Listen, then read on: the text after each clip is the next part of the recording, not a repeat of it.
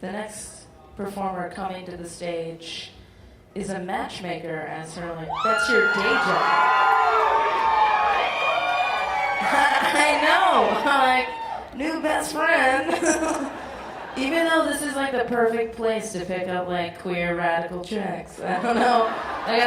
If I walk out of here without any numbers, I deserve 0 numbers. That's exactly what would happen.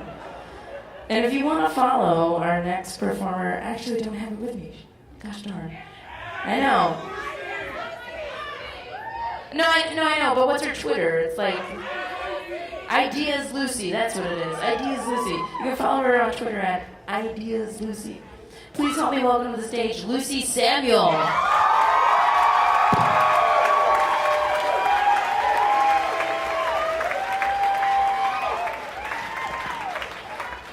There are so many of you. I hate meeting new people. Like, I hate it. Mingling is like my worst nightmare, actually. Like, if you invite me to a networking event, what that tells me is that you're not my friend and you never were. Honestly. You can delete me from your phone. That being said, and this is good news for you guys, I love meeting new feminists. Like, that for me is such a, yeah. That is such a rush, and I'm sure a lot of you can agree with that. Like finding out that you hate all the same people, that's exciting.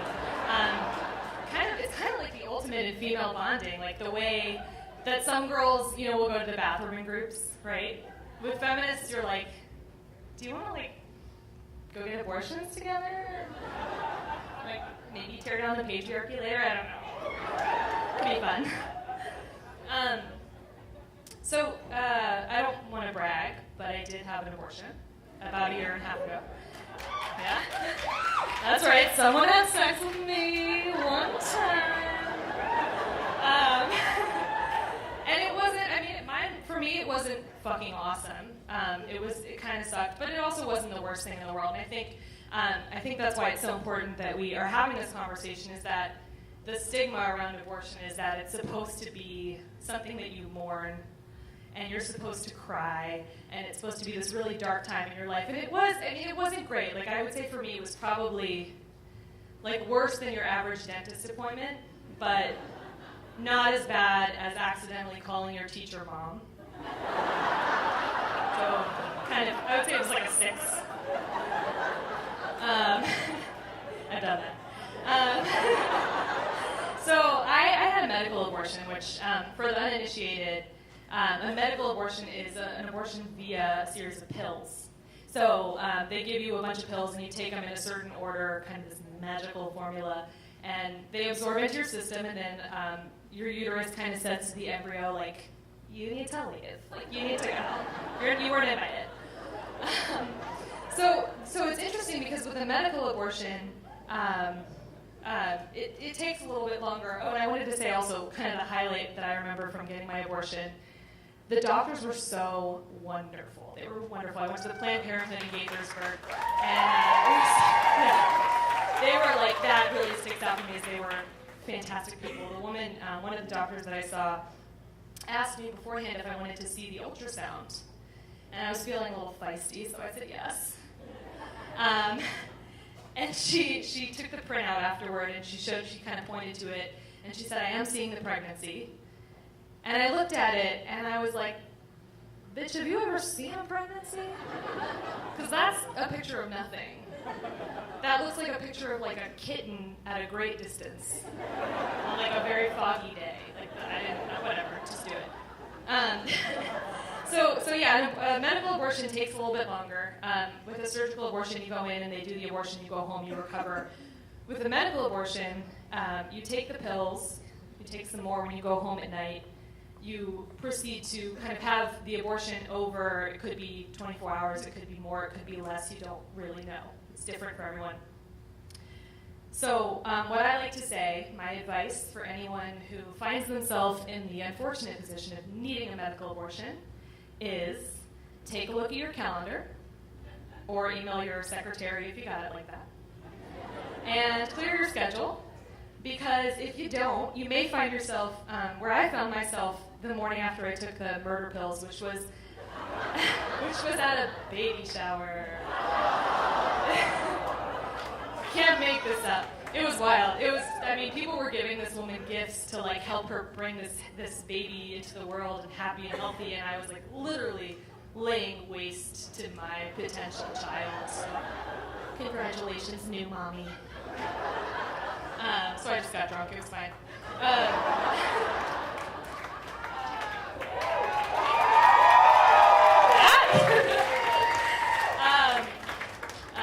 So that was a weird thing. I like to sometimes take a little bit of time to think about kind of the things that I would have given up had I carried the child to term. I would currently have an 11-month-old, probably named like Robert Durst Samuel. It's just where I was at that time. But as far as like my life would have had to change, as far as things I would have had to kind of give up, aside from the obvious like meth habit, I, for instance, love horror movies. I love horror movies.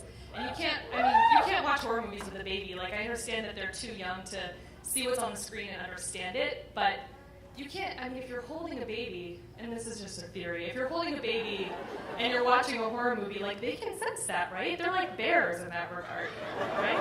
They can smell fear.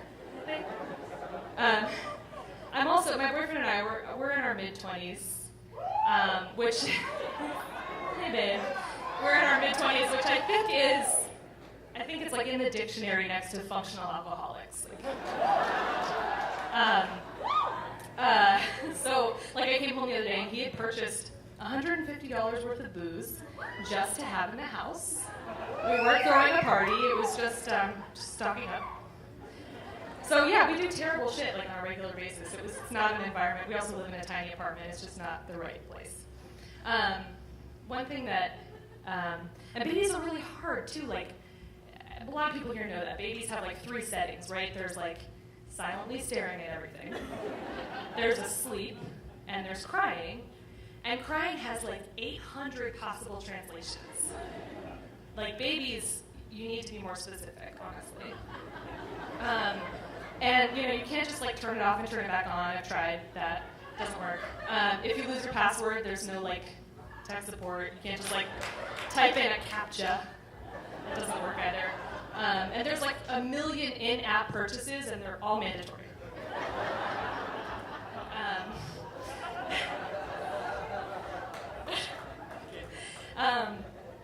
My personal favorite thing that anti-choice folks like to say, and there are so many, and I have them all ranked. My favorite one is, what if your aborted baby could have been the one to cure cancer? To which I say, that's preposterous. Babies can't be doctors. But also,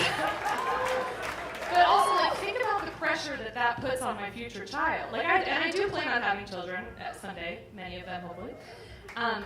But at this point, like, if one of my kids isn't a fucking world-famous biochemist, like, I'm gonna be a little disappointed. I'm gonna be like, why can't you be more like my abortion?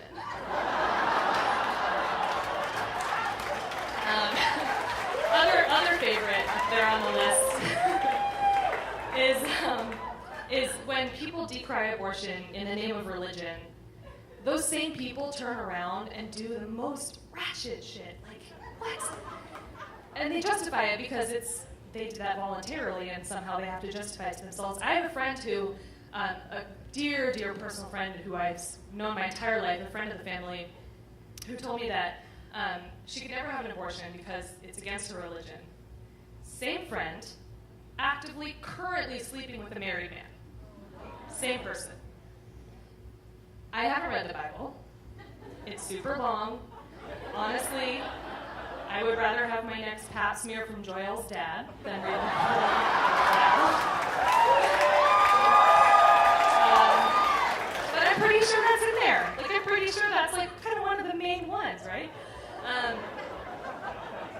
No, so my lady parts have really put me through it in my life. Like, in the time that I've been sexually active, I've had countless UTIs. I've had, and I know you understand, I've had countless UTIs. I've had HPV, I've had BV, I've had I got pregnant after taking the morning after pill. I am allergic to semen.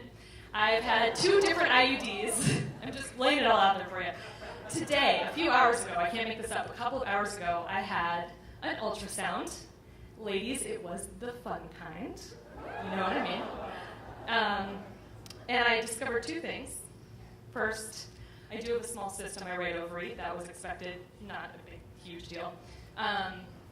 Second thing I discovered is the woman who did the ultrasound walked out of the room while I was going to change, and she left the readout up on the screen with all the numbers for my ultrasound. I'm not sure she was supposed to do that, but she did.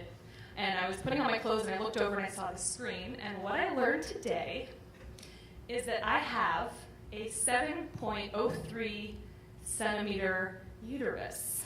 So, gentlemen, that's what I'm working with here.